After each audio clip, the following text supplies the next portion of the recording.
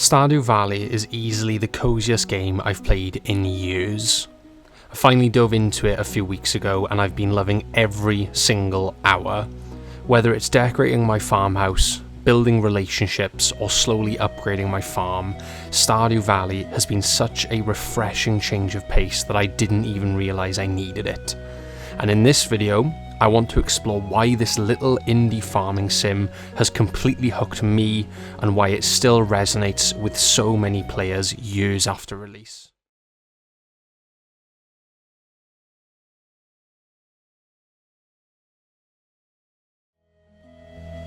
In this video, I'm going to explore what makes Stardew Valley so special. From the daily farming routine and diving into the mines, to fishing, foraging, and building relationships in Pelican Town, every part of the game feels carefully crafted.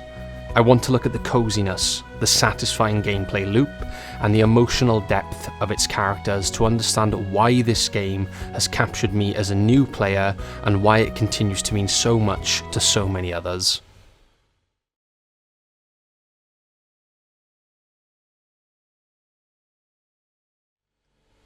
Starting with the main facet of the game is farming and foraging. Stardew Valley is a game all about growing and maintaining your own farm, with various crops, animals, artisan goods, and more.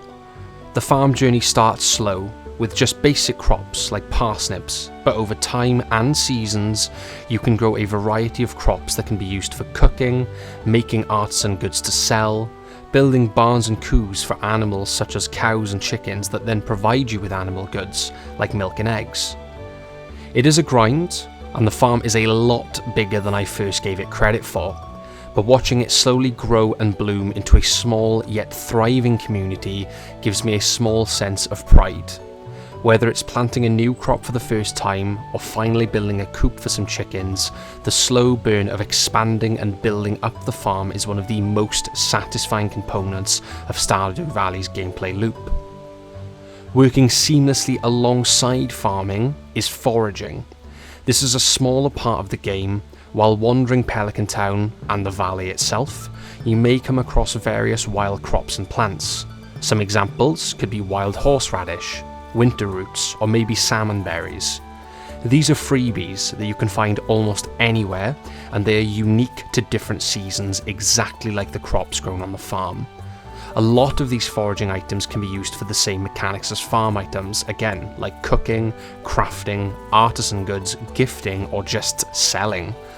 It isn't as big a part of the game as actually growing crops on the farm, but it is handy to grab these free items as and when you see them. You can also decorate the farm, putting up fences and paths to organise crops and animals, placing small street lamps so there's lighting for nighttime, or torches for a more rustic feel. It's not all about progressing as fast as you can, it's about slowing down, taking everything in at your own pace, and making Pelican Town feel like home. Your home.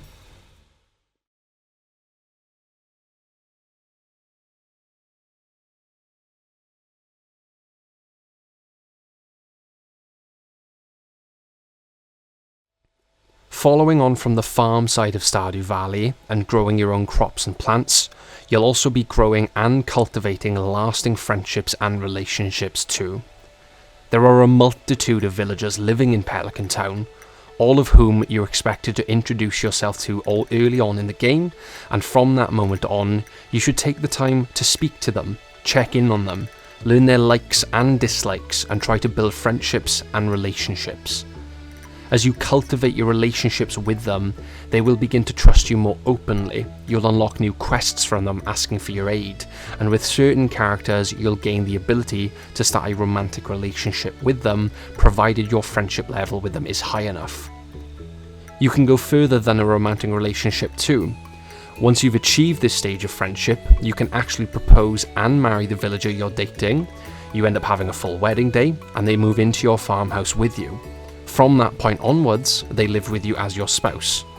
In my playthrough, I dated and married Abigail, so she's moved in with me and sometimes helps out with the farm, and that's super helpful. You can even have children in Stardew, but I haven't got that far yet in my own playthrough. The The relationship building part of Stardew Valley is just as important as building your farm. Meeting and growing closer with the residents of Pelican Town yields fruitful benefits, including a spouse who helps out around the farm, new quests, and more. While not all the townspeople are as easy to build friendships with, taking the time and patience to try and start those friendships leads to new stories and lore that help bring Stardew Valley to life as a living, breathing community which many others and I have fallen in love with.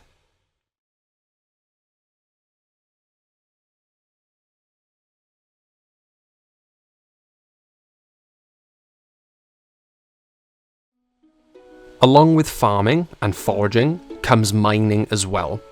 Mining is a crucial part of gameplay for progressing in Stardew.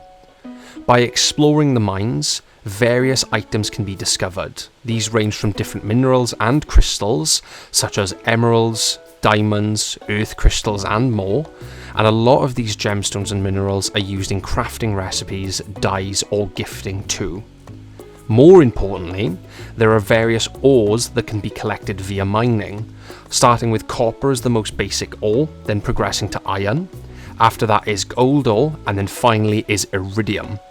Ores are used for upgrading your tools, allowing them to be more helpful and efficient in what they're used for.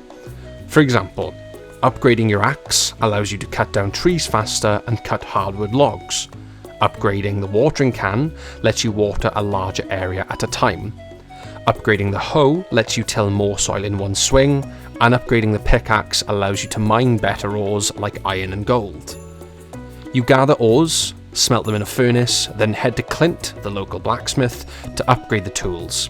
It's a vital part of gameplay in Stardew, as upgrading tools is what allows you to progress, gaining better resources and becoming far more time efficient with various tasks, namely farming. Ores aren't just for upgrading tools though. They also play a very important role in crafting, from important and helpful items to basic things like decorations. An example from my farm would be fences. I use iron fences to build sections for my farm layout, so I need iron ingots for the fences. A different example could be a mayonnaise machine. You need copper ore as one of the materials to craft one, as well as an earth crystal. Ores have many uses in Stardew, and this makes mining just as important to the gameplay as farming and foraging.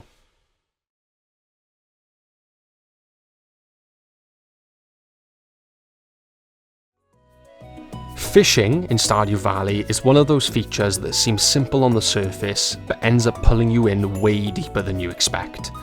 At first, I honestly found it kind of frustrating. The minigame feels almost impossible when you're new, and catching even a basic sardine feels like wrestling a sea monster. But once it clicks, it really clicks.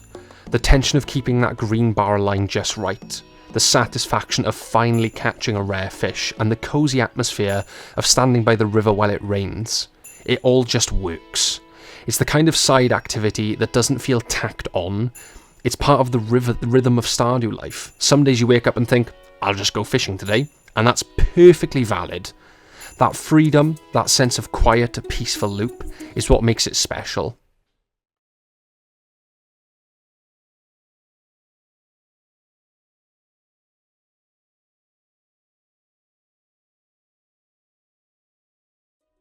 The community centre might be one of the most heartwarming parts of Stardew Valley. It starts as this rundown, forgotten building that most people in town have just given up on. But as you contribute items and rebuild each room, you are literally restoring the spirit of the town piece by piece. Every bundle you complete feels like an act of kindness, and it's so rewarding to see the place slowly come back to life. It's more than just a quest line. It's a reminder of what Stardew is really about: community connection and care. Even in a game about farming, it's these small human moments that stick with you, and when you finally finish it and see how the town celebrates your work, it genuinely feels earned.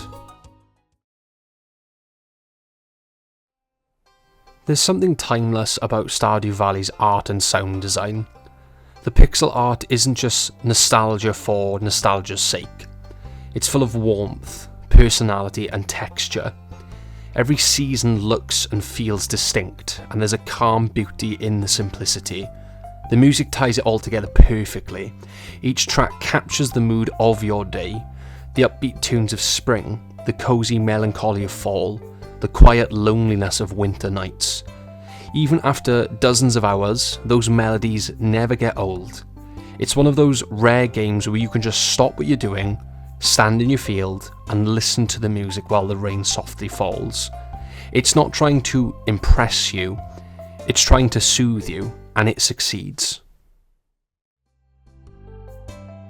Stardew Valley also nails that sense of long-term satisfaction.